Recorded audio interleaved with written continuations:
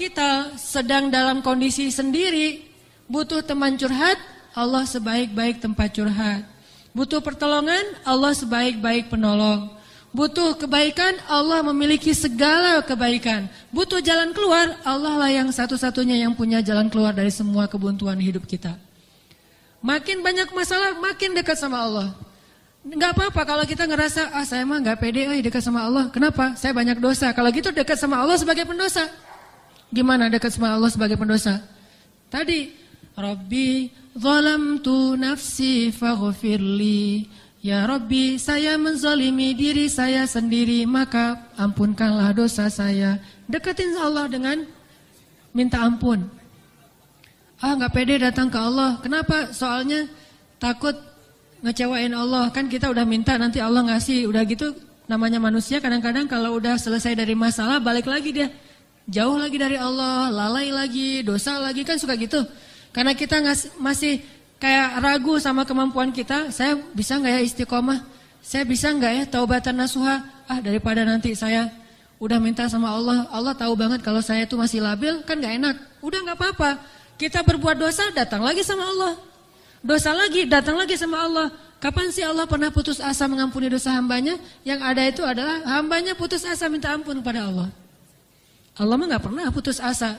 Nggak ada kalimat satupun di Al-Quran dan hadis Allah bilang gini, saya nggak akan ngampunin dosa kamu lagi. Kenapa? Udah 3 kali saya ampunin, kamu ulangi.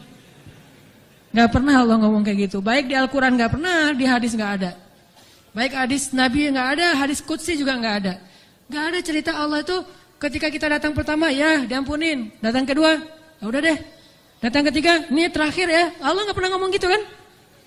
Pas yang keempat, tidak ada maaf bagimu. Enggak ada Allah ngomong kayak gitu. Selalu, wahai hambaku, qul ya ibadiyalladzina asrafu ala anfusihim. Katakan kepada hambaku yang sudah banyak dosa dan menzalimi diri sendiri. Qul ya ibadiyalladzina asrafu ala anfusihim. Allah tuh baik banget loh sama kita. Allah tahu kita banyak dosa, tapi Allah masih manggil kita tuh ibadi, hambaku gitu coba. Itu panggilan lembut loh dari Allah. Allah kalau kasar panggil nama, ya Hanan, itu kasar tuh. Tapi ya ayah abdi itu lembut. Sama kayak Aisyah kalau marah sama Rasulullah manggilnya Muhammad. Aisyah, ini kata Aisyah sendiri, Aisyah radhiyallahu anha. Jadi kalau Aisyah manggil Rasulullah, ya Rasulullah, itu lagi enak tuh perasaannya, lagi moodnya lagi enak. Tapi kalau ya Muhammad, itu lagi marah. Tapi Rasul dipanggil Muhammad biasa-biasa aja ya. Kita mah kalau dipanggil nama, istri celaka nih, durhaka segala macam, keluar dalil. Nabi aja yang punya dalil nggak pernah ngeluarin, kita yang nggak punya dalil suka ngeluarin, kan aneh tuh. Hadis itu ucapan siapa? Ucapan Nabi kan? Ucapan saya apa ucapan Nabi? Lalu kenapa saya lebih sering mengeluarkan hadis itu daripada Nabi? Kan aneh tuh. Nabi aja yang ucapan beliau sendiri, hadis beliau sendiri, nggak pernah ngeluarin hadis-hadis tentang istri harus kayak gini untuk ngedidik istrinya supaya istrinya tunduk. Enggak. Nabi mah ngeluarkan hadis itu kepada kaum muslimah dalam suasana yang nyaman. Tapi kalau lagi marah nggak mau pakai hadis, nggak mau pakai ayat. Kita kalau lagi marah ayat hadis keluar semua tuh. Jadi taklim kita itu bahan untuk marah gitu. Kalau lagi marah, ntar saya keluarin nih ayat-ayat yang kemarin saya dengar di ta'lim. Allah tuh baik banget sama kita. Udah banyak dosa masih manggil abdi. Ibadi kalau yang banyak mah. Qul ya ibadiyalladzina asrafu ala anfusihim. Katakan kepada hamba-hambaku. Sama kayak ibu manggil ya Bunayya, wahai anakku, anakku. Udah sering ngecewain ibunya, masih dipanggil anakku, enggak dipanggil nama. Saking maha baiknya Allah kepada hamba.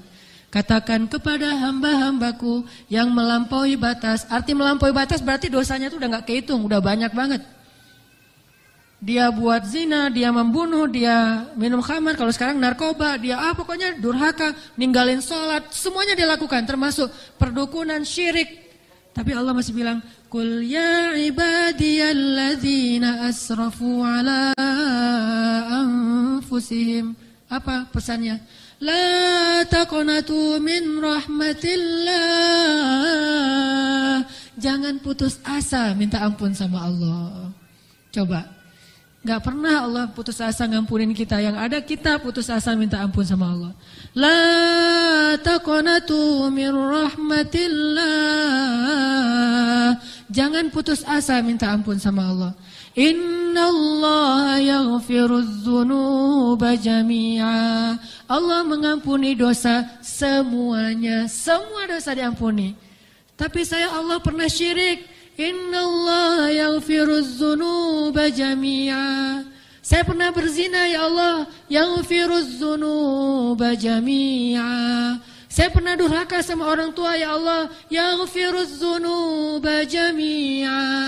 Saya pernah minum khamar, saya pengedar narkoba ya Allah. Yaghfirudz dzunuba jami'a. Saya pernah mencuri hak orang lain ya Allah. Yaghfirudz dzunuba jami'a. Semuanya diampuni. Memangnya ada tempat lagi bagi kita untuk lari dan berserah diri kecuali kepada Allah? Kalau kita punya masalah, adakah tempat yang lebih baik bagi kita untuk datang curhat dan mengungkapkan semua masalah kita daripada Allah? Makanya Musa tahu hal itu. Dia labil memang, dia anak muda dan itu wajar. Tapi dia tahu dan yakin satu kebaikan. Bahwa selabil apapun, sebanyak apapun kesalahannya, dia selalu datang dan mengatakan, Rabbi. Lalu mengakui kesalahannya, zalamtu nafsi ya Rabbi. Salah lagi, bilang lagi, Rabbi zalamtu nafsi, ini gimana nih ya Allah, saya salah melulu. Salah lagi ya Allah, salah lagi deh. Salah lagi ya Allah, salah terus. Salah lagi ya Allah, tolong dong, saya pengen berubah. Terus aja gitu. Jangan datang kepada manusia, makin sering kita datang kepada manusia, kita makin rendah. Makin sering kita datang kepada Allah, kita makin tinggi. Datang lagi, datang lagi. Gimana cara datangnya? Nggak susah, datang sama Allah tuh nggak perlu dicari. Nggak ada cerita, Allah lagi lowbat, nggak ada. Kalau manusia kita japri, kita telepon lagi lowbat, dia nggak akan. Atau lagi enak-enak telepon, tiba-tiba mati teleponnya. Gara-gara kita teleponnya pakai WhatsApp call. Jadi kalau ada masuk telepon yang keputus gitu kan ya, cari yang gratis. Kalau ke Allah mah gratis dan nggak akan keputus. Call Allah mah gratis, tinggal gini doang nih. Jadi teleponnya di telapak tangan kita ini adalah gadgetnya. Gini nih. Tekan nomornya gimana? Tekan nomornya itu tinggal ngomong, nggak perlu ditekan-tekan. Ngomong aja, Rabbi, udah langsung terhubung tuh, kan cepat banget. Kayak ada telepon gitu ya, nama istri saya Sarah, sekarang dia ada di atas. Saya kayak misalnya saya mau nelpon istri saya, terus saya nyalain handphone, Sarah, halo, dia manggil saya Albi, Albi itu artinya kekasihku. Albi gitu kan, ada nggak telepon kayak gitu, bisa nggak? Ada ya, cuma jarang saya juga nggak bisa nih, nggak tahu cara nyetelnya. Jadi kalau mau nelpon istri kita, istriku, langsung calling gitu, dan dia langsung ngangkat, nggak lama-lama, kita nunggu lama kok nggak diangkat-angkat, alasannya lagi, kenapa sih nggak diangkat-angkat? Maaf tadi lagi di kamar mandi, misalkan suka gitu tuh. Allah mah nggak ada cerita gituan, miss call 10, yang ke-11 baru diangkat, nggak ada tuh. Allah mah nggak ada miss call, nggak ada disconnect, nggak ada sinyal jelek, nggak ada habis pulsa, nggak ada kepotong sama call yang lebih berbayar mahal. Gak ada yang kayak gitu-gituan. Kalau Allah mah tinggal bilang, Rabbi, ya abdi, labbaik ya abdi, aku terima apa yang kamu butuhkan ya abdi, sebutin gitu. Allah tuh gitu, cuma kitanya gak mendengar dengan lisan, dengan telinga. Kita harus mendengar itu dengan hati kita.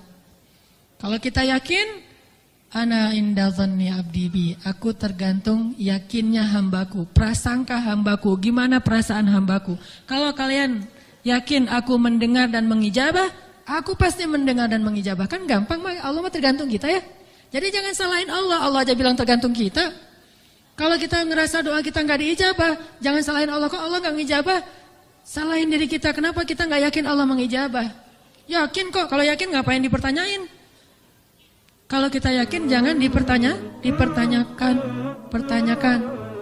Karena Allah pasti tidak akan ngecewain hamba yang datang kepadanya.